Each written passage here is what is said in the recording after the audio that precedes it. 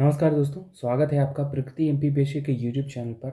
दोस्तों, हमने last class में जो इकोनॉमिक्स का सेक्शन एमपीपीएससी मेंस के लिए प्रारंभ किया है, उसके अंतर्गत हमने सिलेबस के बारे में एक विस्तृत समझ बनाने की कोशिश की थी, जो हमारे मुख्य परीक्षा का द्वितीय प्रश्न पत्र है और उसका पार्ट बी है। उसके यूनिट 1 में इकोनॉमिक्स का सेक्शन दिया गया है। जैसा कि हमने बात की थी कि ये 30 मार्क्स का एग्ज़ाम में आएगा।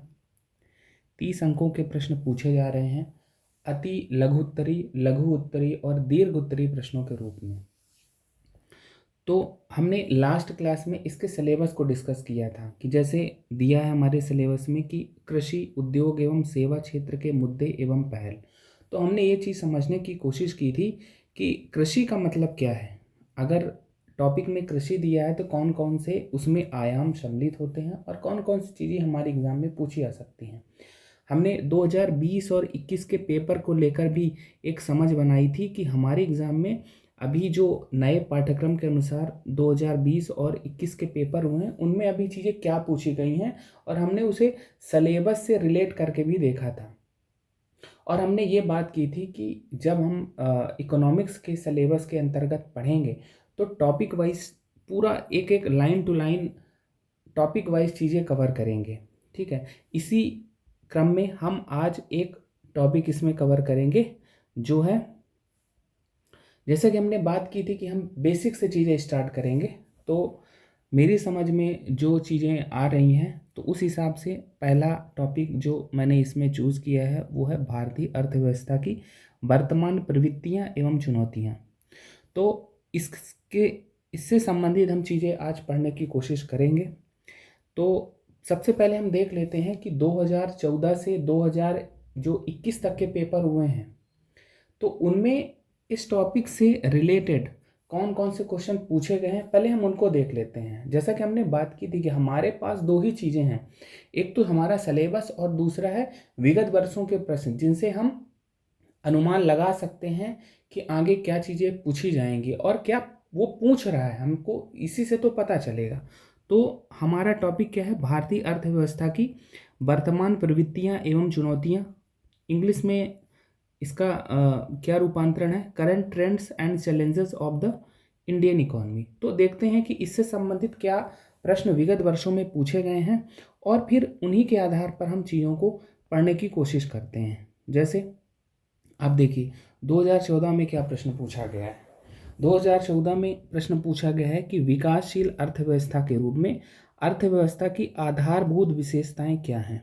ठीक है, 2014 में ही एक अगला प्रश्न है जो कि 300 वर्ड्स के लिए है, 15 अंकों के लिए है, कि भारतीय अर्थव्यवस्था की वर्तमान प्रवृत्तियों का आलोचनात्मक मूल्यांकन कीजिए और इस संबंध में अपने सुझावों को बताइए। ऐसे ही 2015 में एक प्रश्न है कि मिक्स्ड इकोनॉमी, 3 अंकों के लिए पूछा गया है। 6 अंकों के लिए प्रश्न 2015 में पूछा गया है कि अविकसित राष्ट्रों की विशेषताओं की विवेचना कीजिए, अंडर डेवलप्ड कंट्रीज। 2016 में रूरल इकोनॉमी को लेकर 3 अंकों का प्रश्न पूछा गया।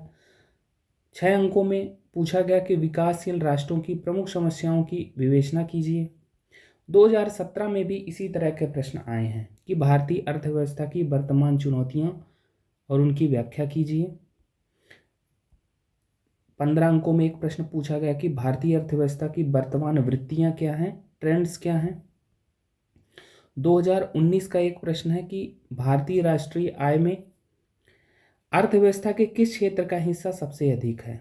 और 2018 का एक क्वेश्चन है 6 अंकों का, जिसमें पूछा गया कि भारतीय अर्थव्यवस्था को योजनाबद्ध विकासशील अर्थव्यवस्था क्यों समझा जाता है, विश्लेषण कीजिए। और 15 अंकों का एक प्रश्न है कि भारतीय अर्थव्यवस्था द्वारा सामना की जाने वाली विभिन्न समस्याएं एवं चुनौतियां।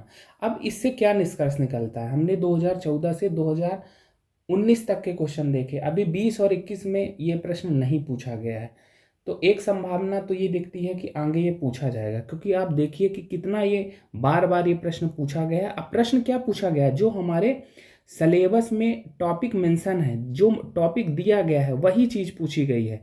आप देखिए हमारे सिलेबस में क्या दिया है टॉपिक, हमारे सिलेबस में टॉपिक दिया हुआ है कि current trends and challenges of Indian economy, भारतीय अर्थव्यवस्था की वर्तमान प्रवृत्तियां एवं चुनौतियां। और यही टॉपिक हर लगभग 2014 से आप 19 तक देखेंगे, लगभग यही प्रश्न पूछा गया है सभी वर्ष। यानी क्वेश्चन किस प्रकार से रिपीट हो रहे हैं, पहली बात, और दूसरा एज इट इज़ जो सिलेबस में टॉपिक मेंशन है उसी से प्रश्न बनाए जा रहे हैं। तो ये चीज़ें हमें समझना है और इसी के आधार पर हमें पढ़ना है। तो चलिए देख लेते हैं कि भारतीय अर्थव्यवस्था की वर्तमान प्रवृत्तियां और चुनौतियां क्या हैं। इसके पहले हम कुछ मूलभूत बातें समझ लेते हैं कि अर्थशास्त्र का क्या मतलब है, अर्थव्यवस्था का क्या मतलब है। दोस्तों, सिलेबस में जो भी चीज़ें पूछी जा रही हैं या हमारे एग्ज़ाम में जो भी चीज़ें आ रही हैं तो वो इतनी कठिन नहीं है जितना हमें लगता है। हमें बस इसके पैटर्न को समझना है, अप्रोच को समझना है कि हमको कोई भी अगर मुख्य परीक्षा में चीज़ें पूछी जा रही हैं तो क्या पूछी जा रही हैं, हमको किस प्रकार से चीज़ों को अप्रोच करना है, सिलेबस को और अपने जो विगत वर्षों के प्रश्न हैं, केवल इन्हीं चीज़ों में सामंजस्य बिठाना है तो चीज़ें बहुत कुछ आसान हो जाएंगी। तो हमारे जो द्वितीय प्रश्न पत्र का पार्ट बी और उसका यूनिट 1 है, उसका नाम ही है अर्थशास्त्र। तो पहले हम समझ लेते हैं कि अर्थशास्त्र का क्या मतलब है। जैसा कि हमने बात की, कुछ मूलभूत बातें जानेंगे। तो अर्थशास्त्र का मतलब यहाँ पर क्या है, पहले हम ये जान लेते हैं। तो अर्थशास्त्र क्या है, एक विषय है, सामाजिक विज्ञान की एक शाखा है या उसका एक विषय है जिसमें वस्तुओं एवं सेवाओं के उत्पादन एवं वितरण प्रक्रिया का अध्ययन किया जाता है। कुछ और बातें इकोनॉमिक्स में कही जाती हैं कि यह मानव कल्याण के स्तर को अधिकतम करने के उद्देश्य से सीमित संसाधनों के उचित आवंटन को सम्मिलित करता है अपने आप में। तो ये एक बहुत मूलभूत परिभाषा है। अगर हमें एग्ज़ाम में पूछा जाता है कि अर्थशास्त्र की परिभाषा 3 अंकों में प्रश्न पूछा जाता है तो आप एज इट इज़ इसे लिख सकते हैं। ठीक है, बस इसमें ध्यान रखना है कि ये वस्तुओं और सेवाओं के या संसाधनों के सीमित संसाधन है उनके उचित आवंटन पर निर्भर करता है। ठीक है, अर्थशास्त्र के जनक एडम स्मिथ कहे जाते हैं और उनकी एक पुस्तक है द वेल्थ ऑफ नेशन, उसमें उन्होंने अर्थशास्त्र को धन का विज्ञान कहा है।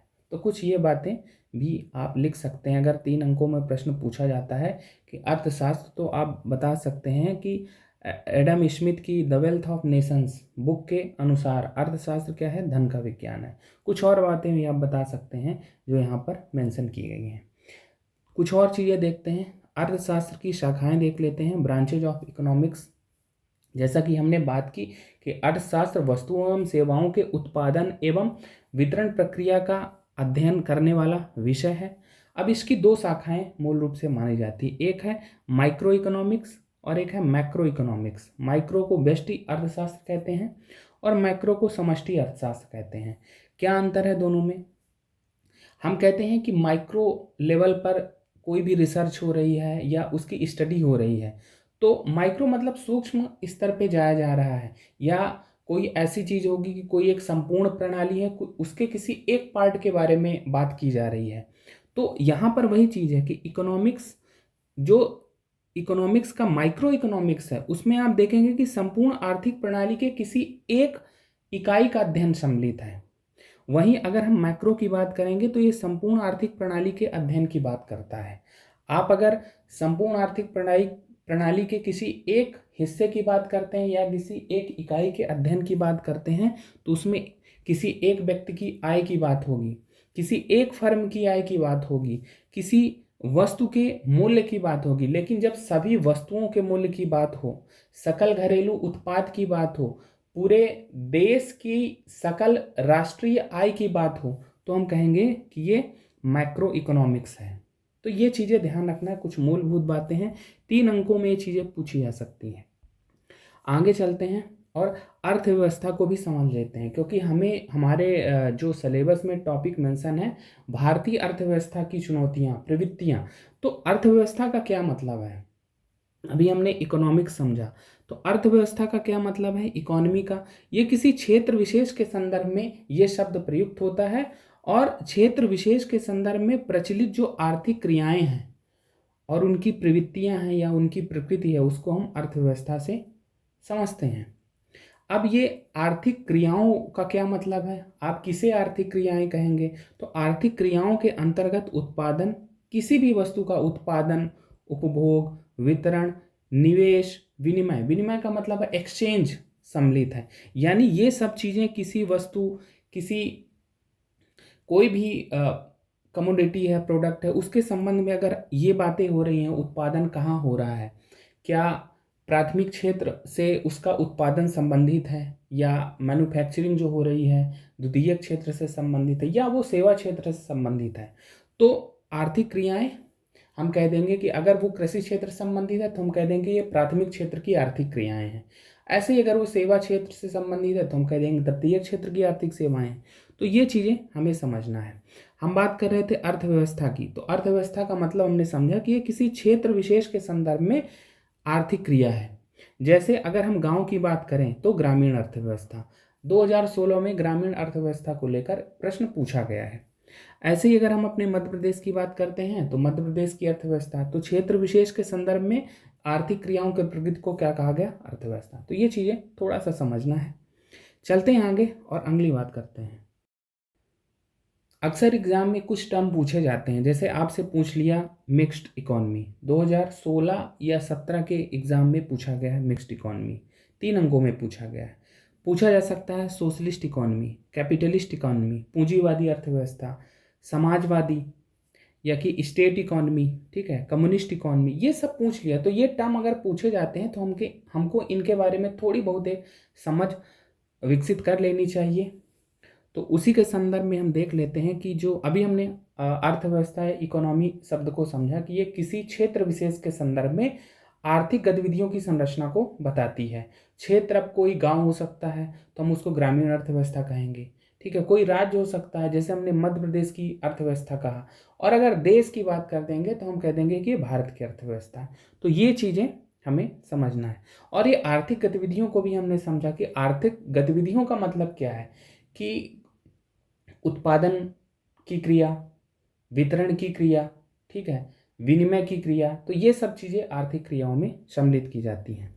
और अब हम अर्थव्यवस्था के प्रकार देख लेते हैं। ये राज्य सरकार या निजी क्षेत्र की भूमिका के आधार पर है कि किस क्षेत्र की, हम कहते हैं कि 2 क्षेत्र हैं, एक सरकार है या राज्य है और दूसरा है निजी क्षेत्र है, तो किसकी कितनी भूमिका है उस आधार पर ये अर्थव्यवस्था का प्रकार है। जैसे एक एग्जाम्पल हम लेते हैं पूंजीवादी अर्थव्यवस्था। इसमें क्या कहा जाता है कि ये निजी क्षेत्र प्रधान अर्थव्यवस्था है, यानी यहाँ पर निजी क्षेत्र तय करता है कि उत्पादन का वितरण, उपभोग, विनिमय किस प्रकार होगा, ठीक है, यानी यहाँ पर न्यूनतम सरकारी हस्तक्षेप पाया जाता है। हमने बात की कि संसाधनों का आवंटन ये कौन तय करता है, निजी क्षेत्र करता है, बाजार तंत्र द्वारा पूरा इसमें किया जाता है, और इसीलिए ये मांग और पूर्ति पर आधारित अर्थव्यवस्था होती है। यानी जिन चीज़ों की मांग है उन्हीं चीज़ों का उत्पादन किया जाएगा, वितरण किया जाएगा। डिमांड और सप्लाई का बहुत अच्छा उदाहरण है पूंजीवादी अर्थव्यवस्था। और बाजार तय करता है संसाधनों के आवंटन की स्थिति या आर्थिक क्रियाओं की गतिविधि किस प्रकार की हो। हमने बात की कि ये न्यूनतम सरकारी हस्तक्षेप लेजस फेयर के कॉन्सेप्ट पर डिपेंड करता है।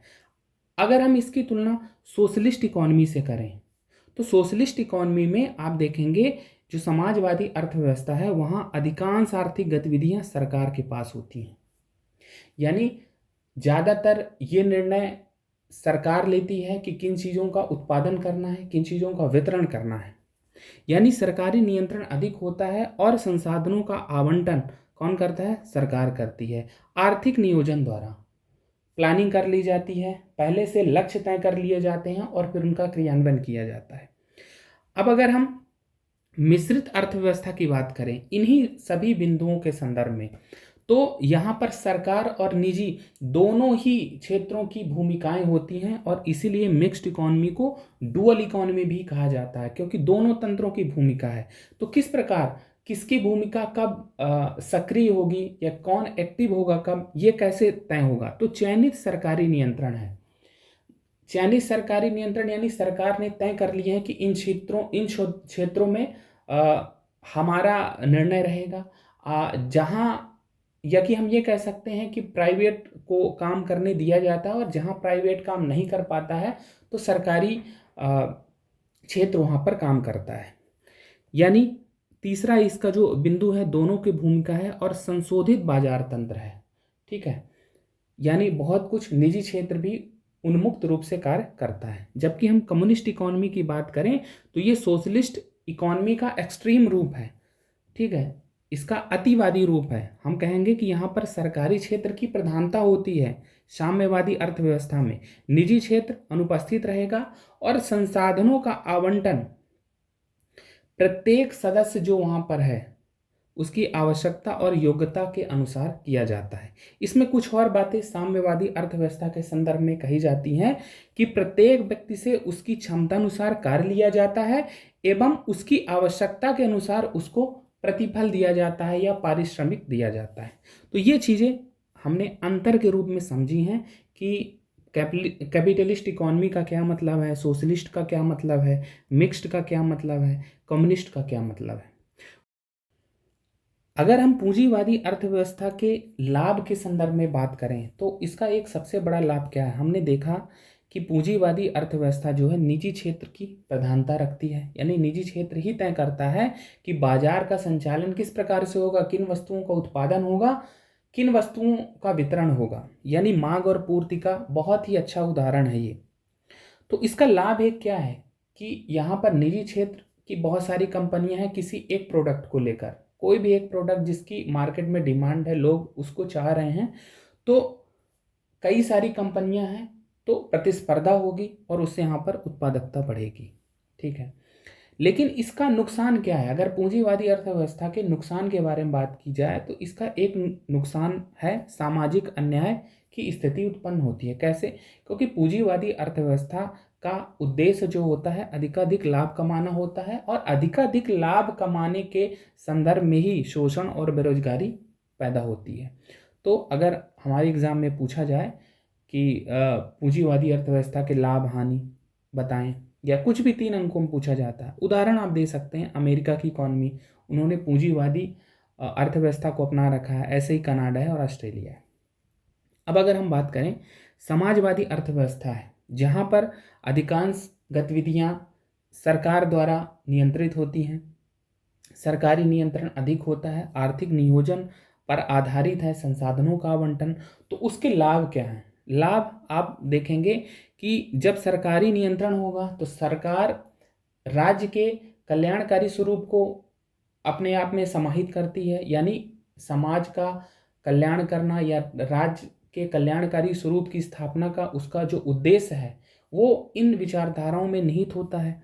तो लाभ तो सबसे पहला यही हो गया कि सामाजिक न्याय की स्थिति उत्पन्न होगी और जब इस तरह की चीज़ें उत्पन्न होगी तो उत्पादकता कम हो जाएगी। कैसे? क्योंकि यहाँ पर प्रतिस्पर्धा ज़्यादा नहीं रहेगी।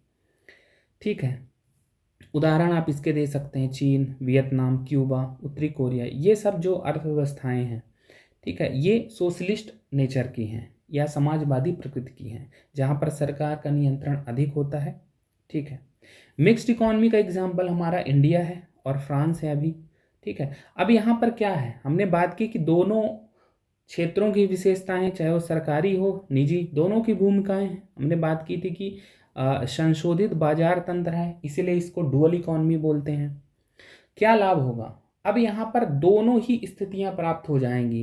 क्यों? क्योंकि यहाँ पर निजी क्षेत्र भी काम कर रहा है और सरकारी क्षेत्र भी काम कर रहा है, तो अधिक उत्पादकता भी है, सामाजिक न्याय भी। लेकिन अगर ये पूछा जाए कि इस अर्थव्यवस्था का नुकसान क्या है, तो नुकसान इसमें एक ही समझ में आता है कि दोनों को पूर्ण रूप से प्राप्त नहीं किया जा सकता। ना ही आप अधिक उत्पादकता के उच्च स्तर पर पहुंच सकते हैं क्योंकि आपको सामाजिक कल्याण भी करना है, और ना ही आप सामाजिक न्याय की उच्च स्थिति में पहुंच सकते हैं। ठीक है, तो एक इसका नुकसान यही कहेंगे। उदाहरण हमने बात कर ली। कम्युनिस्ट इकोनॉमी हमने बात की थी कि सोशलिस्ट का एक्सट्रीम वर्जन है। ठीक है, तो हमने इसमें बात की कि क्या लाभ है इसका। तो मार्क्स क्या कहते थे? मार्क्स जो थे, दार्शनिक जो थे, वो स्टेटलेस इकोनॉमी की बात करते थे। ठीक है, जहाँ पर राज्य नहीं होगा। एक सामुदायिक स्वामित्व की बात उन्होंने कही थी कि सभी के पास नेतृत्व होगा। आदर्श समाज, वर्ग रहित समाज की स्थापना में ये महत्वपूर्ण हो सकता है। इसका इसका महत्व इन संदर्भों में हो सकता है, जैसे कि हमने बात की, प्रत्येक व्यक्ति से उसकी क्षमता अनुसार ही कार्य लिया जाएगा और उसकी आवश्यकता अनुसार ही उसे पारिश्रमिक दिया जाएगा या प्रतिफल दिया जाएगा। तो ये सब चीज़ें हैं। उदाहरण आप कर सकते हैं कि 1985 से पहले जो चीन की अर्थव्यवस्था थी, बहुत कुछ साम्यवादी अर्थव्यवस्था जैसे ही थी। तो अब इसमें हमको क्या तैयार करना है, तो इसमें यही अगर एग्जाम में पूछा जाएगा, जैसे हमने बात की कि मिश्रित अर्थव्यवस्था पूछा जा सकता है, ये सब चीज़ें भी पूछी जा सकती हैं। तो ये 4-4, 5-5 पॉइंट हैं, इसमें ये चीज़ें ध्यान रखनी है। चलते हैं आगे और भी देखते हैं अर्थव्यवस्था के प्रकार। अब अर्थव्यवस्था का एक प्रकार हम देखते हैं कि विकास की विभिन्न अवस्थाओं के संदर्भ में अर्थव्यवस्था के प्रकार क्या हैं। जैसे हम कहते हैं कि ये डेवलप्ड इकॉनमी है, G7 को हम कहते हैं कि ये डेवलप्ड इकॉनमी वाली कंट्रीज़ हैं, जो भी आती हैं, अमेरिका है, ब्रिटेन है, फ्रांस है, ठीक है। तो ये सब हम क्यों कह रहे हैं डेवलप्ड इकॉनमी, तो विकास की विभिन्न अवस्थाओं के आधार पर हम कह रहे हैं। ऐसे ही हमारा भारत कैसा है, डेवलपिंग इकॉनमी है, विकासशील अर्थव्यवस्था है। इसके लिए एक शब्द अंडर डेवलप्ड भी यूज़ होता है। जनरली आप देखेंगे कि बहुत सारी बुक्स में अंडर डेवलप्ड को अल्प विकसित कहते हैं, लेकिन आप यहाँ पर ध्यान रखिए कि डेवलपिंग के लिए ही अंडर डेवलप्ड यूज़ होता है और जो अल्प विकसित है, लीस्ट डेवलप्ड कंट्री या इकोनॉमी, उसके लिए शब्द उपयोग होता है। तो विकासशील या डेवलपिंग इकोनॉमी का क्या मतलब है, ये आर्थिक समृद्धि के उच्च स्तर को प्राप्त करने में प्रयासरत अर्थव्यवस्था है। डेवलपिंग का मतलब है जो डेवलप्ड इकोनॉमी की ओर जा रही हैं। हमने बात की डेवलप्ड इकोनॉमी का क्या मतलब है, ये आर्थिक विकास का यहाँ पर उच्च स्तर है, उच्च आय वाली अर्थव्यवस्थाओं का ये द्योतक है। वहीं विकासशील क्या है, ये आर्थिक समृद्धि की उच्च स्तर है। आप देखेंगे कि इंडिया की जो ग्रोथ रेट रहती है सबसे ज़्यादा है, ठीक है। तो अभी आर्थिक समृद्धि का उच्च स्तर है, जो भी डेवलपिंग इकॉनमी होंगी, भारत है, चीन है, ठीक है। अब यहाँ पर दो श्रेणियाँ हैं डेवलपिंग इकॉनमी में, एक निम्न मध्यम आय वर्ग है, एक उच्च मध्यम आय वर्ग है। उदाहरण आप देखेंगे भारत है, चीन है, ब्राज़ील, ये इसके एग्जाम्पल हो गए। वहीं अगर हम लीस्ट डेवलप्ड या अल्प विकसित की बात करें, तो यहाँ पर आर्थिक विकास या जीवन स्तर निम्न श्रेणी का पाया जाता है, ठीक है। उदाहरण आप देख सकते हैं, सोमालिया है, बुरुंडी है, ये ऐसे देश हैं, चाहे मानव विकास सूचकांक का स्तर देखें या पर कैपिटा इनकम का स्तर देखें, बहुत ही निम्न स्तर। आप लास्ट कोई भी लिस्ट में देखेंगे तो लास्ट में इनका नाम आएगा। तो वही चीज़ है कि चाहे आर्थिक वृद्धि की बात करें, आर्थिक विकास की बात करें, जीवन स्तर की बात करें, तो यहाँ पर निम्न पाया जाएगा, ठीक है। तो ये सब चीज़ें हैं। अब इसमें एग्ज़ाम में हमारे पूछा जाएगा कि डेवलप्ड कंट्री, ठीक है, तो आप कुछ ऐसा लिख सकते हैं, 2-3 पॉइंट इकट्ठे किए गए हैं। अब इसमें बहुत सारे आयाम सम्मिलित है, ऐसा नहीं है कि एक ही 2 पॉइंट है। आप डेवलप्ड इकॉनमी में पर्यावरणीय स्थिति भी बता सकते हैं। इनका एक लाभ देखते हैं कि जो लीस्ट डेवलप है, जहाँ विकास नहीं हुआ है, तो जहाँ विकास नहीं हुआ है यानी भविष्य में संभावना है कि विकास वहाँ होगा, ठीक है। तो आप देखेंगे कि यार यहाँ जीवन स्तर तो निम्न है, लेकिन हो सकता है कि पर्यावरणीय स्थिति यहाँ ज़्यादा अच्छी हो तुलनात्मक डेवलप्ड इकॉनमी के। तो ऐसी चीज़ें हमें समझना है और बहुत सारे आयाम सम्मिलित हैं, केवल एक आयाम नहीं है। एक चीज़ यहाँ पर हमको देखना है कि जो वर्ल्ड बैंक ग्रुप है वो इनकम लेवल पर किस प्रकार से क्लासिफिकेशन कर रहा है, उसको हम देख लेते हैं। जैसे अभी हमने बात की थी कि जो डेवलपिंग इकॉनमी है दो तरह की है, एक लोअर मिडिल इनकम है, एक अपर मिडिल इनकम है, ठीक है। एक हाई इनकम वाली कंट्री हो गई जो डेवलप्ड इकॉनमी होगी, एक लो इनकम वाली कंट्रीज़ हैं। तो उसमें हम ये चीज़ें देख लेते हैं। तो ये इन्होंने कुछ क्लासिफिकेशन कर रखा है, ठीक है। ये प्रीवियस है फिनेंशियल ईयर 2023 का, ये 2024 का है, नया है। तो हर 1 जुलाई को ये अपडेट होता है, तो हर साल चेंज होगा, ये अगली बार भी चेंज होगा। तो अभी का जो ये लेटेस्ट डाटा है, उस आधार पर लो इनकम कंट्रीज़ कौन कौन सी हैं, जो ये यूएस डॉलर में ये सब चीज़ें दी गई हैं कि जो 1135 यूएस डॉलर से कम की इनकम करते हैं, वो कम की इनकम या उसके बराबर उनकी इनकम है तो वो लो इनकम कैटेगरी में आएंगे, या उनका क्लासिफिकेशन ऐसे हाई इनकम का आप देख लो 13,845 से ज़्यादा, अपर मिडिल इनकम का देख लो 4,466 से 13,845 यूएस डॉलर, ठीक है। तो इनकम लेवल अगर है तो वो किस में आएंगी, अपर मिडिल इनकम में। और लोअर मिडिल इनकम का जो ये रेंज है 1136 से 4465 यूएस डॉलर। ठीक है, अगर हम इंडिया की बात करें तो इंडिया कहाँ इसमें आता है, इंडिया की आप बात करेंगे तो लोअर मिडिल इनकम में आता है। लोअर मिडिल इनकम का क्या मतलब है, 1136 से 4465। अब इसमें हम बात करेंगे कि पीपीपी पर कितना है और मार्केट एक्सचेंज रेट पर कितना है।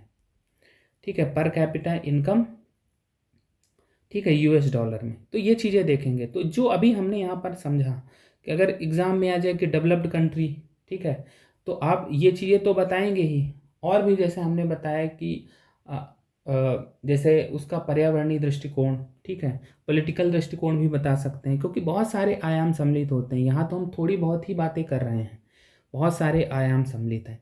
और ये क्लासिफिकेशन है, आप इनको भी बता सकते हैं कि अगर डेवलप्ड कंट्री आएगी यानी उसकी इनकम कितनी है, 13,845 US dollar per capita income है। ठीक है, तो ये सब चीज़ें हैं। जैसे अगर हम डेवलपिंग इकॉनमी भारत की बात कर रहे हैं तो इस प्रकार से चीज़ें हैं। ठीक है, तो अभी आगे चलते हैं और अब देख लेते हैं कि भारतीय अर्थव्यवस्था की विशेषताएं, प्रवृत्तियां या चुनौतियां क्या हैं, समस्याएं क्या हैं, जो हमारे सिलेबस में टॉपिक मेंशन है। अब हम भारतीय अर्थव्यवस्था की विशेषताएं, प्रवृत्तियां या चुनौतियां देख लेते हैं। आप देखेंगे 2014 से 2019 तक जो भी प्रश्न पूछे गए हैं इसी टॉपिक के इर्द गिर्द हैं। यानी एक पेज या 5 से 6 पॉइंट्स पे तैयार कर लेना है तो बहुत सारे प्रश्न एक बार में ही सॉल्व हो जाएंगे। तो इसमें देख लेते हैं कि क्या विशेषताएं या प्रवृत्तियां रहीं या क्या ट्रेंड्स रहे हैं। ठीक है, तो इसमें सबसे पहली बात क्या कही जाती है कि भारतीय अर्थव्यवस्था कैसी है, विकासशील अर्थव्यवस्था। अभी हमने बात की कि डेवलपिंग इकॉनमी है।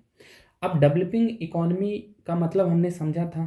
ठीक है, तो डेवलपिंग इकॉनमी भारत में क्यों क्यों ऐसा कहा जा रहा है, ग्रोथ रेट तो बहुत ज़्यादा है। ठीक है, लेकिन फिर भी डेवलपिंग इकॉनमी क्यों है, तो उसके कुछ कारण बताए जाते हैं कि यहाँ जीवन स्तर निम्न है। किससे तुलना की जा रही है, विकसित देशों से या डेवलप्ड इकॉनमी से। तो जीवन स्तर निम्न क्यों है, क्योंकि निम्न प्रति व्यक्ति आय है। ये सब कंपैरेटिव स्टडी ही है, तुलनात्मक रूप से हम चीज़ें कर रहे हैं। ठीक है, तो हमने बात की थी कि पीपीपी पर कितना है भारत का, जो अभी जो हमने लोअर मिडिल इनकम की बात की थी, तो पीपीपी पर कितना है 8379 यूएस डॉलर। ठीक है, प्रति व्यक्ति है। वहीं मार्केट एक्सचेंज रेट पर कितना है, 2388। अभी हम आगे की क्लासेस में समझेंगे कि पीपीपी का क्या मतलब होता है और मार्केट एक्सचेंज रेट पर का क्या मतलब होता है। वहीं अगर आप विश्व औसत की बात करेंगे तो विश्व औसत ये करीब 12,000 यूएस डॉलर से समथिंग है, ऐसा ही चल रहा है। तो कंपैरेटिव है कि विश्व औसत कितना है और भारत का कितना है। तो इस नज़रिए से ये निम्न प्रति व्यक्ति आय दर्शाता है। वहीं कल्याण का निम्न स्तर, हमारे यहाँ एजुकेशन और हेल्थ को लेकर क्या स्थिति है आप समझते हैं। ठीक है, कि शिक्षा का स्तर क्या है। एक एनजीओ है प्रथम, उसने सर्वे में बताया था कि हमारे यहाँ जो 5वीं क्लास के बच्चे हैं वो दूसरी क्लास के जो बुक्स हैं उनको समझने में, पढ़ने में दिक्कत महसूस करते हैं। तो ये एक शिक्षा का क्या स्तर है इसे बताता है। स्वास्थ्य में आप देख सकते हैं कि मातृ मृत्यु दर का क्या डाटा है। और हम अब विश्व औसत क्या चल रहा है हमारे यहाँ, प्रति 1,000 मरीज में डॉक्टरों की संख्या कितनी है, क्या वहाँ फैसिलिटीज़ दी जा रही हैं। तो इन संदर्भ में आप शिक्षा और स्वास्थ्य को समझ सकते हैं। तो इस हिसाब से निम्न कल्याण स्तर की स्थिति भारत में है और इसीलिए कहा जाता है कि हमारे यहाँ निम्न जीवन स्तर है और ये विकासशील अर्थव्यवस्था के अंतर्गत आता है। अगली बात है इसमें पूंजी निवेश का अभाव।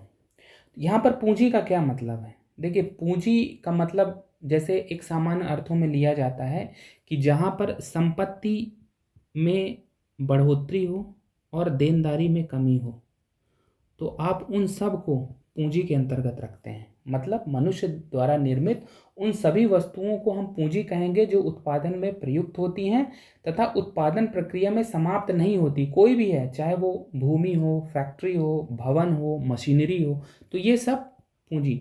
और इन्वेस्टमेंट का मतलब आप समझ रहे हैं।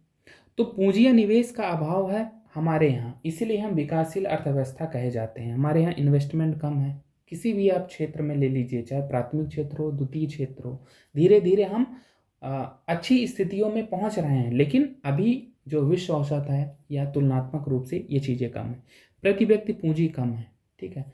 हमारा जो औद्योगिक क्षेत्र है वो अभी ज़्यादा डेवलप नहीं है। उसका कारण यही है कि हमारे यहाँ निवेश कमी है, पूंजी की कमी है, तो ये सब चीज़ें हैं। व्यापक बेरोजगारी एवं निर्धनता की स्थिति है, ठीक है। जब हम बेरोजगारी वाले चैप्टर पढ़ेंगे, निर्धनता वाले, तो वहाँ देखेंगे कि किस रेट से हमारे यहाँ बेरोजगारी बढ़ रही है, निर्धनता की क्या स्थिति है, ठीक है। तो इन सब चीज़ों के कारण ही विकासशील अर्थव्यवस्था भारत को कहा जा रहा है। कुछ और देखें कि हमारे यहाँ व्यापक असमानता की स्थिति है, इनइक्वालिटी जिसको बोलते हैं, ठीक है। न्यू वर्ल्ड हेल्थ रिपोर्ट कहती है कि भारत विश्व में दूसरा सबसे असमान देश है। यहाँ पर कुछ अमीरों के पास देश की 54% संपत्ति पर नियंत्रण है। यानी हम कहते हैं ना कि अमीर और अमीर हो रहे हैं और गरीब निरंतर गरीब हो रहा है, तो ये उसी स्थिति को बताता है। फिर एक ऑक्सफैम इंटरनेशनल का सर्वे है कि भारतीय आबादी के शीर्ष 10% के पास कुल राष्ट्रीय संपत्ति का 77% हिस्सा है, ठीक है। तो बात वही है कि असमानता ज़्यादा है, जिसके पास पैसे हैं तो बहुत ज़्यादा हैं, कुछ लोगों के पास है, और ज़्यादातर आबादी कैसी है, निर्धन है, या उनकी मूलभूत आवश्यकताएं भी पूरी नहीं हो पा रही हैं। ऐसे ही क्षेत्रीय असमानता की बात कही जाती है। हमारे यहाँ क्षेत्रीय असमानता बहुत अधिक है। जैसे इन्हीं असमानताओं के संदर्भ में हम विकसित राज्य, बीमारू राज्य की बात करते हैं। विकसित राज्य कौन सा है? हो सकता है दिल्ली या गोवा विकसित राज्य हों, जहाँ पर आप देखेंगे शिक्षा का स्तर अच्छा है, स्वास्थ्य की स्थिति अच्छी है। लेकिन बीमारू राज्य बिहार हो गया, एमपी हो गया, तो यहाँ आप देखिए कि क्या स्तर है, ठीक है। शहर और गांव की तुलना की जाती है कि मूलभूत सुविधाओं की कमी है गांवों में शहरों की तुलना में, ठीक है। तो ऐसे ही चीज़ें चलती हैं। तो क्षेत्रीय असमानता बहुत ज़्यादा, और इन्हीं संदर्भ में भारतीय अर्थव्यवस्था को विकासशील अर्थव्यवस्था, विकासशील मतलब ये विकास के पथ पर अग्रसर है, विकसित की ओर जा रही है, इसलिए ऐसा बोला जा रहा है। अब अगर हम और इसमें बातें समझें तो जो भारतीय अर्थव्यवस्था है वहाँ पर कृषि क्षेत्र की प्रधानता है, ठीक है। अगर हम कृषि क्षेत्र की प्रधानता कहें तो दो चीज़ों में हम समझ सकते हैं कि देश की जीडीपी में इसका योगदान और रोजगार की स्थिति में हम देखते हैं। तो कृषि क्षेत्र कैसे डोमिनेंट है, आप देखिए कि जो कृषि है हम इसको दो स्थितियों में देख रहे हैं। एक तो हम 1950 की स्थिति ले रहे हैं और एक वर्तमान की स्थिति ले रहे हैं। ये वर्तमान की स्थिति 2023 की है, और जब आगे आप अगले साल देखेंगे तो ये चीज़ें थोड़ा बहुत चेंज होती रहेंगी, या चेंज तो होंगी, इसीलिए यहाँ पर कोई सन नहीं लिखा गया है, वर्तमान लिखा गया है। तो आप अगर इसमें देखेंगे कि 1950 में जीडीपी में, देश की जीडीपी में कृषि का योगदान लगभग 60% था, ठीक है। और आज कितना है? आज करीब ये आप देखेंगे कि 20% के आसपास है जीडीपी में योगदान, लगभग 20% के आसपास है। वहीं उद्योग का 1950 में जीडीपी में योगदान लगभग 18% था, और अभी आप बात करेंगे तो ये 28 या 29, आप 28 मान लो, 28% के करीब। सेवा का 22% था, और अभी ये 50+ या 55 के आसपास, ठीक है, 52, 53 ये चल रहा है। तो अब आप इसमें कैसे असमानता देख सकते हैं कि देखिए, अभी और आगे चलते हैं, इसमें रोजगार के संदर्भ में समझ लेते हैं। तो 1950 में जो कृषि क्षेत्र था उस पर रोजगार के लिए कितनी आबादी निर्भर थी? 75% आबादी निर्भर थी। और अभी कितना हो रहा है? 42% या 43%, 45 के समथिंग है। वहीं आप उद्योग में देखेंगे कि 1950 में 12% ये रोजगार में योगदान करता था, जो द्वितीय क्षेत्र है या औद्योगिक क्षेत्र है। आज करीब 26 से 27% इसका योगदान है। वहीं आप देखेंगे कि जो सेवा क्षेत्र है 1950 में रोजगार में इसका योगदान 13% था, और अभी लगभग 30+ है, आप 32 इसको कर लेंगे, ठीक है। तो अब यहाँ पर आप एक असमानता कैसे देख सकते हैं? देखिए, जीडीपी में योगदान आप देखेंगे कि कृषि क्षेत्र का सर्वाधिक है, ठीक है। कब? 1950 में। और 1950 में रोजगार में योगदान भी सर्वाधिक है, तो यहाँ तो ठीक है। लेकिन अभी आप देखो, कृषि जीडीपी में कितना योगदान कर रही है? लगभग 20% का। लेकिन इस पर 42% रोजगार के लिए लोग निर्भर हैं। तो ये एक असमानता की स्थिति है।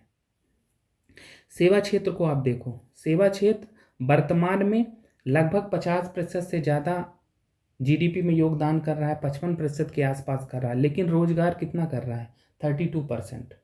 ठीक है, तो ये एक असमानता की स्थिति है ना। ये द्वितीयक क्षेत्र को लगभग आप उतना ही मान सकते हैं, ठीक है, कि जीडीपी में योगदान लगभग 28 है और उतना ही ये कर रहा है, तो यहाँ कोई दिक्कत नहीं है। लेकिन कृषि और सेवा में आप देखिए कि बहुत ज़्यादा डिफरेंस है, तो ये हमको विकासशील अर्थव्यवस्था की श्रेणी में रखता है। आप डेवलप्ड इकोनॉमी देखेंगे तो वहाँ पर सर्विस सेक्टर की भूमिका ज़्यादा है, ठीक है, वो जॉब भी प्रोवाइड कर रहे हैं, ठीक है, तो मतलब रोजगार में योगदान भी सर्विस सेक्टर का ज़्यादा है। तो ये सब चीज़ें हैं। अगली एक विशेषता कही जाती है विकासशील देशों के संदर्भ में कि यहाँ पर तीव्र जनसंख्या वृद्धि दर है, यानी जनसंख्या का दबाव बहुत ज़्यादा है। और अभी यूएन की एक रिपोर्ट है जिसमें कहा गया है कि 2023 में भारत दुनिया का सबसे अधिक आबादी वाला देश बन जाएगा, ठीक है। तो अब इसका एक पॉजिटिव पॉइंट भी है। नेगेटिव पॉइंट तो हमने देख लिया कि हमारे देश के संसाधनों में जनसंख्या का बोझ लगातार बढ़ता जा रहा है, ठीक है, लेकिन इसका एक और पहलू है, क्या पहलू है, डेमोग्राफिक डिविडेंड, जनसांख्यिकी लाभांश, ठीक है। तो हमारे यहाँ कार्यबल भी बहुत ज़्यादा है, जनसंख्या ज़्यादा है, कार्यबल हमारे पक्ष में है, तो ये एक इसका पहलू हो गया, ठीक है। तो अगर विशेषता में लिखने को आएगा तो हम ये भी लिखेंगे। अगली एक विशेषता है जिसके आधार पर विकासशील अर्थव्यवस्था कहा जाता है, डुअलिस्टिक इकोनॉमी, द्वैत अर्थव्यवस्था। यहाँ पर परंपरागत क्षेत्र है और आधुनिक क्षेत्र है, लेकिन इन दोनों में बहुत ज़्यादा अंतर है। जैसे परंपरागत क्षेत्र हमारे यहाँ कृषि, जो परंपरा से लोग करते आ रहे हैं, ज़्यादातर जनसंख्या उसी पर निर्भर है। तो आप देखेंगे कि परंपरागत क्षेत्र और आधुनिक क्षेत्र जो उन्नत तकनीक का उपयोग कर रहे हैं, लेकिन यहाँ पर आप देखेंगे कि कृषि में कितना मशीनीकरण है, आधुनिक तकनीकें कितनी अपनाई गई हैं, तो उनमें बहुत ज़्यादा अंतर है, ठीक है। तो यही अंतर है, विकासशील अर्थव्यवस्था की ओर हमें ले जाता है, ठीक है। और आगे चलते हैं और समझते हैं कि भारत को इमर्जिंग इकोनॉमी क्यों कहा जा रहा है। तो पहली विशेषता हमारी क्या हो गई कि भारत विकासशील अर्थव्यवस्था है। दूसरी एक विशेषता हो गई, ठीक है।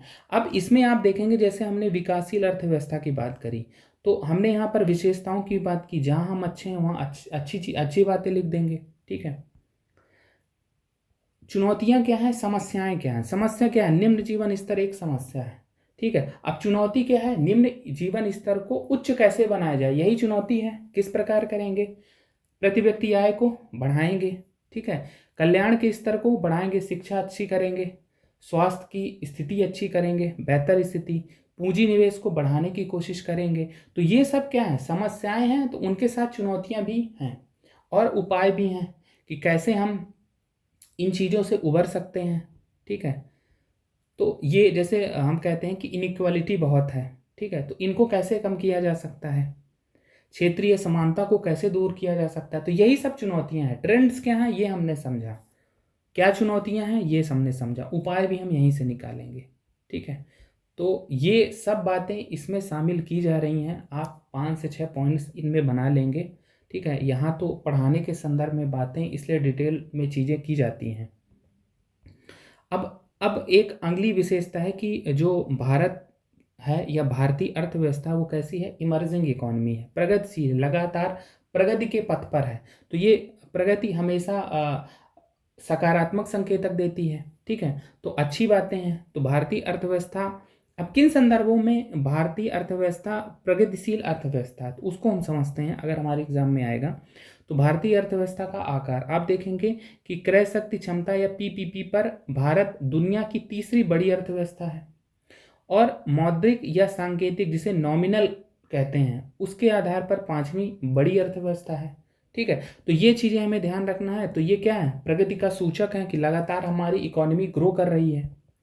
भारत विश्व की तीव्रतम वृद्धि करने वाली अर्थव्यवस्था, हमने बात की ना कि विकासशील देशों में सबसे ज़्यादा ग्रोथ रेट अभी इकोनॉमिक सर्वे में अनुमान लगाया गया कि 6 से 6.6% की इकोनॉमिक ग्रोथ रहने वाली है इंडिया की, ठीक है। नेशनल इनकम के आधार पर हमारा देश पूरे विश्व में कहाँ रैंक करता है ये भी हम देख लें। ये आपको होमवर्क मैं देता हूँ, आप इसमें गूगल करके देखना, यहाँ पर डाटा लिख लेना, ठीक है। वैश्विक जीडीपी में कितना योगदान है, ये डाटा आप इसमें लिख लेना, क्योंकि ये बार बार डाटा चेंज हो रहे हैं। वैश्विक व्यापार में क्या योगदान है, और इन सब चीज़ों में भारत का योगदान लगातार बढ़ रहा है, और इसीलिए हम इसको इमर्जिंग इकोनॉमी कह रहे हैं। ठीक है। वैश्विक व्यापार में ऐसे ही हमने एक बात की थी जनसंख्या के संदर्भ में, तो जनसंख्या जहाँ बहुत ज़्यादा है, हमने बात की कि जनसंख्या अभी 2023 में पूरे विश्व में प्रथम नंबर पर आ जाएगा। तो उसके नेगेटिव पॉइंट तो हैं, लेकिन पॉजिटिव भी पॉइंट है कि डेमोग्राफिक डिविडेंड हमारे यहाँ जनसांख्यिकी लाभांश की स्थिति है। मतलब जनसंख्या का एक बहुत बड़ा, पूरे विश्व में अगर हम तुलना करें तो जनसंख्या का एक बड़ा हिस्सा जो लेबर फोर्स में पार्टिसिपेट करेगा वो भारत में ज़्यादा है। ठीक है। तो एक बड़ा बाजार है, तो संभावनाएं भी बहुत होंगी। हमने बात की थी कि जिसका विकास नहीं हुआ है अभी तक, अंडर डेवलप्ड रहा है, विकास की संभावनाएं ज़्यादा उसी की होंगी। तो बस यही इसमें फ़ायदा भी है। तो यहाँ पर आप पूरी विशेषताओं में ये सब बातें लिख सकते हैं। ठीक है। समस्याओं में कुछ विशेषताएं यहाँ आपको मिल जाएंगी विकासशील वाले में। ठीक है। और यहाँ चुनौतियाँ मिल जाएंगी, समस्याएं मिल जाएंगी, और यहीं से चीज़ें आपको निकालनी हैं, क्वेश्चन जो भी पूछे गए हैं। फिर एक चीज़ है कि मिक्स्ड इकॉनमी क्यों कह रहे हैं। हमने अभी मिक्स्ड इकॉनमी की जब परिभाषा पढ़ी थी, उसमें देखा था, कंपैरिजन किया था, तो वहाँ ये चीज़ें बातें की थी कि भाई निजी और सरकारी दोनों की भूमिका है, इसलिए मिक्स्ड इकॉनमी का एग्जाम्पल है भारत। ठीक है। एक क्वेश्चन पूछा भी गया है कि प्लान्ड इकॉनमी है भारत, तो प्लान्ड का मतलब क्या, नियोजित अर्थव्यवस्था का क्या मतलब है। ठीक है। तो नियोजित अर्थव्यवस्था मूलतः आप देखेंगे सोशलिस्ट इकोनॉमी की विशेषता होती है। हमने यहाँ पर देखा था, आप देखिए इसको, आप यहाँ पर देखेंगे ये सोशलिस्ट इकोनॉमी है, इसकी विशेषता होती है आर्थिक नियोजन। ठीक है। आप रूस के संदर्भ में ये बातें सुने होंगे कि हमने पंचवर्षीय योजना का कॉन्सेप्ट कहाँ से, सोवियत रूस से अडॉप्ट किया था। ठीक है। तो नियोजित अर्थव्यवस्था का क्या मतलब, हमने इसमें चीज़ें समझा था कि ये ऐसी अर्थव्यवस्था का द्योतक है जिसमें आर्थिक समृद्धि एवं विकास के लक्ष्यों को प्राप्त करने के लिए एक व्यापक योजना बनाई जाती है, रणनीतियों का निर्माण किया जाता है। ऐसी अर्थव्यवस्थाओं में पहले लक्ष्य निर्धारित कर लेंगे और फिर उनको प्राप्त करने के प्रयास करेंगे। हमारी पंचवर्षीय योजनाओं में यही होता था कि हम इस, जैसे कोई भी 12वीं पंचवर्षीय योजना है, हमने तय कर लिया कि 8 से 9% की हम ग्रोथ रेट अचीव करेंगे अगले 5 वर्षों में। ठीक है। तो उसी के अनुसार फिर सरकार कार्य करती है, फिर उसका एक आकलन किया जाता है कि हम कितने सफल रहे, कहाँ हमसे गलतियाँ रहीं। इससे आप देखेंगे कि कौन सी पंचवर्षीय योजना फेल रही, कौन सी ज़्यादा अच्छी परिणाम देकर आई। अब योजना आयोग खत्म हो जाने के बाद नीति आयोग आया, और वो 3 दस्तावेज जारी करता है, जिसमें 3 वर्षीय एक्शन एजेंडा है, 7 वर्षीय मध्यम अवधि की रणनीति है, और 15 वर्षीय विजन डॉक्यूमेंट है। यानी अभी भी हम कुछ ना कुछ प्लान तो कर रहे हैं, और हमारा व्यय भी कैसा होता है, योजनागत गैर योजनागत व्यय। ठीक है। कि हम किन चीज़ों में, डेवलपमेंट में कौन सी चीज़ें खर्च करेंगे, सामाजिक योजनाओं के लिए कितना खर्च करेंगे, ठीक है, मनरेगा के लिए हम कितना खर्च करेंगे, स्वास्थ्य और शिक्षा के लिए कितना खर्च करेंगे। तो ये सब क्या है, प्लान्ड इकोनॉमी का ही तो भाग है। ठीक है। तो इस प्रकार से जो अभी विगत वर्षों में एक प्रश्न पूछा गया है उसको आप आंसर कर सकते थे। फिर हमारी अर्थव्यवस्था है जहाँ पर आर्थिक सुधार हुए हैं। ठीक है। आर्थिक सुधार के संदर्भ में ही एलपीजी को समझा जाता है, उदारीकरण, निजीकरण और वैश्वीकरण। ठीक है। तो ये सब चीज़ें, वैश्वीकरण का क्या मतलब है, विश्व की अर्थव्यवस्था के लिए अपनी अर्थव्यवस्था को खोल देना, आयात निर्यात की भूमिका संबंधित है। निजीकरण का मतलब क्या है कि निजी क्षेत्र की भी भूमिका बढ़ाई जाए। ठीक है। निजी क्षेत्र को भी मौका दिया जाए। हमने बात की कि निजी क्षेत्र मांग और पूर्ति के सिद्धांत पर काम करता है और इससे प्रतिस्पर्धा बढ़ेगी। ठीक है। और उदारीकरण का मतलब क्या है, लिबरलाइजेशन का क्या मतलब है कि कहीं लाइसेंस, कोटा, ये सब प्रणाली हैं कि जहाँ पर बहुत सारा सरकारी फॉर्मेलिटीज़ होती थी, तो वहाँ चीज़ें लिबरल की गई, उदार की गई। ठीक है। ईज़ ऑफ डूइंग को आप समझ सकते हैं कि ईज़ ऑफ डूइंग बिजनेस। ठीक है। अभी हालिया संदर्भों में भारत में काफ़ी इस संदर्भ में सुधार हुआ है। ठीक है। 2020 का आप देखेंगे जो रिपोर्ट है, तो ये उन्हीं संदर्भों में है। तो ये सब पूरी जो भी अभी हमने बात की कि मिक्स्ड इकोनॉमी, नियोजित अर्थव्यवस्था, ठीक है, तो ये सब क्या है, प्रवृत्तियां हैं भारतीय अर्थव्यवस्था की, ट्रेंड्स हैं। ठीक है। अब यही चीज़ें हैं, केवल जो टॉपिक में मेंशन था हमने उन चीज़ों को कर लिया है। अब आप देखेंगे कि इसके बाद वही चीज़ सब क्वेश्चंस हैं। तो अब देखते हैं क्वेश्चन और भी एक बार डिस्कस कर लेते हैं।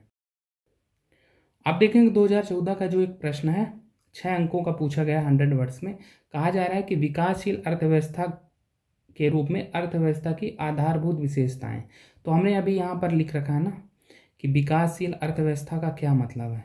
आप देखिए यहीं से 4-5 पॉइंट उठा के लिख देने हैं, ठीक है, कि भारत की अर्थव्यवस्था को विकासशील क्यों कहा जा रहा है, विकासशील का मतलब क्या है, ठीक है, पहले वो समझा देंगे, 4-5 पॉइंट लिख देंगे, 5 पॉइंट में बात पूरी हो जाएगी।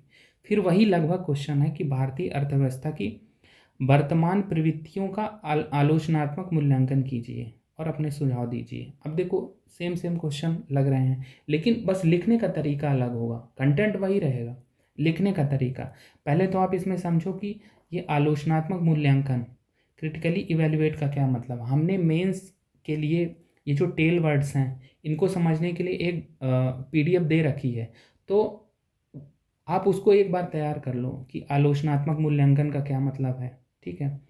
कोई भी चीज़ पूछी जा रही है, जैसे आप यहाँ देखेंगे कि पूछा जा रहा है विवेचना कीजिए, इसका क्या मतलब है, ठीक है। तो इन चीज़ों से आपको समझ में आ जाएगा कि आपके कंटेंट की दिशा क्या होगी, आपको किस प्रकार से कंटेंट प्रस्तुत करना। जैसे आलोचनात्मक मूल्यांकन है, आप इसमें भारतीय अर्थव्यवस्था के पक्ष और विपक्ष की बात करेंगे, फिर ओवरऑल उसका मूल्यांकन करेंगे कि हाँ कहाँ हमसे गलतियाँ हुई हैं या हम वहाँ सुधार की स्थिति में हैं, और कहाँ हम अच्छे हैं, कहाँ हम ग्रो कर रहे हैं। जैसे हम कह रहे हैं कि इमर्जिंग इकॉनमी है, कहाँ हमारी लगातार ग्रोथ हो रही है और कहाँ हमसे चूक हो रही है, ठीक है। यहाँ पर अपने सुझाव देने हैं, ठीक है। तो अब ये चीज़ें हैं, वर्तमान प्रवृत्तियाँ मतलब ट्रेंड्स की बात की जा रही है कि हमारी ग्रोथ क्या है, हमारा पर कैपिटा जीडीपी कितना है, ठीक है। पर्यावरण के संदर्भ में हमारी क्या स्थिति है, ठीक है। मानव विकास के संदर्भ में हमारी क्या स्थिति है, भ्रष्टाचार के संदर्भ में हमारी क्या स्थिति है, ठीक है। तो ये सब चीज़ें करंट ट्रेंड्स ही हैं। अगला अगर हम देखें 2015 का मिक्स्ड इकॉनमी, इसकी हम बात कर चुके हैं, ठीक है।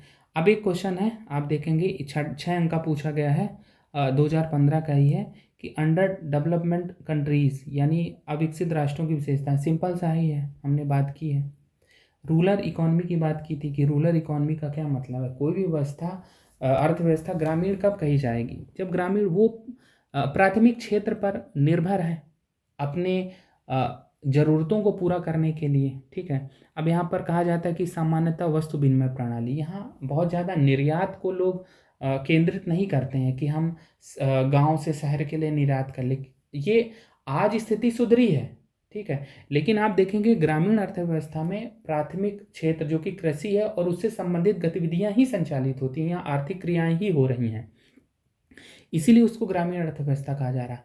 और शहरी का क्या मतलब है, शहरी अर्थव्यवस्था का अगर हम कंपैरिजन करेंगे ग्रामीण से, तो आप देखेंगे कि वहाँ पर जो औद्योगिक क्षेत्र है उसकी भूमिका ज़्यादा है। गांव से जो प्राथमिक क्षेत्र से संबंधित उत्पाद है उनको लिया जाता है और उससे कोई भी चीज़ मैन्युफैक्चर की जाती है। तो यही चीज़ें अंतर है। तो ग्रामीण अर्थव्यवस्था हमने बात की कि कृषि पर निर्भरता या कृषि उसका मुख्य आधार है, ठीक है। क्या उद्देश्य है, ऐसे ही आप उदाहरण दे सकते हैं। तो 3 अंकों का यह प्रश्न है, इस प्रकार से आप कर सकते हैं। फिर आप देखेंगे 6 अंकों में ही एक प्रश्न पूछा गया है। ये कब का प्रश्न है, 2016 का है। अब 6 अंकों का क्या पूछा गया, सेम वही क्वेश्चन रिपीट हो रहा है कि विकासशील राष्ट्रों की प्रमुख समस्याओं की विवेचना कीजिए। अब यहाँ पर आपको समस्याएं बतानी है, तो वही समस्या क्या है कि निम्न जीवन स्तर है। क्यों निम्न जीवन स्तर है, आप देखिए यहीं से समस्याएं निकाल सकते हैं। जो हमने अभी ये विकासशील अर्थव्यवस्था के संदर्भ में, ये क्या है, निम्न जीवन स्तर, तो समस्या है क्यों, निम्न प्रति व्यक्ति आय, निम्न कल्याण स्तर, पूंजी और निवेश का अभाव है, बेरोजगारी निर्धनता की क्या स्थिति है, असमानता, ये सब चीज़ें आप समस्याओं में ही लिखेंगे, ठीक है। तो कंटेंट वही है, प्रस्तुत कैसे करना है चीज़ें, ये इंपॉर्टेंट है, यही चीज़ें हमें समझना है यहाँ, ठीक है। 2016 हो गया। 2017 में आप देखिए क्या पूछा जा रहा है, भारतीय अर्थव्यवस्था की वर्तमान चुनौतियों की व्याख्या। क्या चुनौती है, बस वही चीज़ें तो हैं कि हमारे यहाँ जो निम्न कल्याण स्तर की चुनौती है, इससे कैसे उभरा जाए। तो ये सब चीज़ें ही आपको एक्सप्लेन करनी है। 6 अंकों का है, 5 से 6 पॉइंट्स देने हैं, ठीक है। फिर आप देखेंगे कि 300 वर्ड्स में 15 अंकों में पूछा गया प्रश्न कि भारतीय अर्थव्यवस्था की वर्तमान वृत्तियाँ, ट्रेंड्स क्या हैं। तो ट्रेंड्स में वही सब चीज़ें आ जाएंगी, ठीक है। तो बात वही है प्रस्तुतिकरण का, प्रश्न सब वही पूछे जा रहे हैं, कोई भी और टॉपिक उठाएंगे। 2019 का प्रश्न है कि भारत की राष्ट्रीय आय में अर्थव्यवस्था के किस क्षेत्र का हिस्सा सबसे अधिक। हमने इसको देखा कि सर्विस सेक्टर ज़्यादा है। अब इसको आप कैसे लिखेंगे ये आप जानते हैं, लेकिन आप इसमें लिखेंगे जैसे अभी की अगर हम बात करें तो आप बताएंगे कि भारत का जो आर्थिक सर्वेक्षण है 2022-23 के अनुसार आप बताएंगे कि राष्ट्रीय अर्थव्यवस्था में किन क्षेत्रों का कितना योगदान है। आपने एक संदर्भ दे दिया आर्थिक सर्वेक्षण का, तो उससे आपकी बात ऑथेंटिक हो गई, प्रामाणिक हो गई। ठीक है, तो इस प्रकार से नंबर अधिक लाए जा सकते हैं। आप ऐसे ही लिख देंगे तो ठीक है, लेकिन अगर आप किसी का संदर्भ देते हैं, जैसे हमने उधर बात की थी एडम स्मिथ की बुक के बारे में, द वेल्थ ऑफ नेशंस के अनुसार अर्थशास्त्र की परिभाषा हमने बताया कि धन का विज्ञान अर्थशास्त्र कहा। ठीक है, अपनी बुक में कहा, तो ये चीज़ें बातें ऑथेंटिक हो जाती हैं। 2018 के प्रश्नों को देखते हैं तो भारतीय अर्थव्यवस्था को योजनाबद्ध विकासशील अर्थव्यवस्था क्यों समझाया था। हमने समझा था कि योजनाबद्ध का क्या मतलब है और विकासशील का क्या मतलब है। विश्लेषण कीजिए, एनालाइज। आप अगर समझते हैं कि एनालाइज का क्या मतलब है, ठीक है, तो चीज़ें आसान हो जाएंगी कि यहाँ पर पक्ष और विपक्ष की बात करनी है, फिर मूल्यांकन करना है कि कहाँ हमसे कमी हो रही है और सुधार की क्या स्थिति है, हम कहाँ प्रयास कर रहे हैं, किन किन योजनाओं के द्वारा मानव स्तर या उसके जीवन स्तर के कल्याण को बढ़ा रहे हैं। ठीक है, तो इस प्रकार से तो आप इसमें यही है कि सभी जो टेल वर्ड्स हैं आप उसका मतलब समझ लें। बार बार कोई भी क्वेश्चन करें तो पहले देखें, अगर कोई टेल वर्ड्स है तो आप उसके देखें कि उसका मतलब क्या है। क्वेश्चन यही अच्छी तरीके से समझ के करने की प्रक्रिया है। अगला एक 15 अंकों का क्वेश्चन है कि भारतीय अर्थव्यवस्था द्वारा सामना की जाने वाली विभिन्न समस्याओं एवं चुनौतियों का आलोचनात्मक मूल्यांकन। सेम वही रिपीट क्वेश्चन है, बार बार डिस्कस कर लिए। तो इस प्रकार से हमने ये पूरा टॉपिक कवर किया। ठीक है, टॉपिक क्या था जो हमने आज किया, भारतीय अर्थव्यवस्था की प्रवृत्तियाँ क्या हैं, चुनौतियाँ क्या हैं। ठीक है, देखने में टॉपिक छोटा है, लेकिन आप देखिए कि कितना लंबा डिस्कशन हो गया। अब ये डिस्कशन जो अभी तैयारी स्टार्ट कर रहे हैं उनके लिए ज़्यादा महत्वपूर्ण है, और जो काफ़ी परेशान है कि उनको अच्छा कंटेंट नहीं मिल पा रहा है, ठीक है, तो उनके लिए भी ये महत्वपूर्ण हो सकता है। हमारी कोशिश ये है कि हम आप का कितना सहयोग कर सकें। ठीक है, तो ये एक टॉपिक हो गया है। आगे जब आएंगे तो हम इसके बाद वाला टॉपिक गरीबी, बेरोजगारी, क्षेत्रीय असंतुलन, इसकी बात करेंगे और इससे संबंधित जो भी विगत वर्षों में प्रश्न पूछे गए हैं उनकी बात करेंगे। तो आज क्लास फिलहाल इतना ही, धन्यवाद।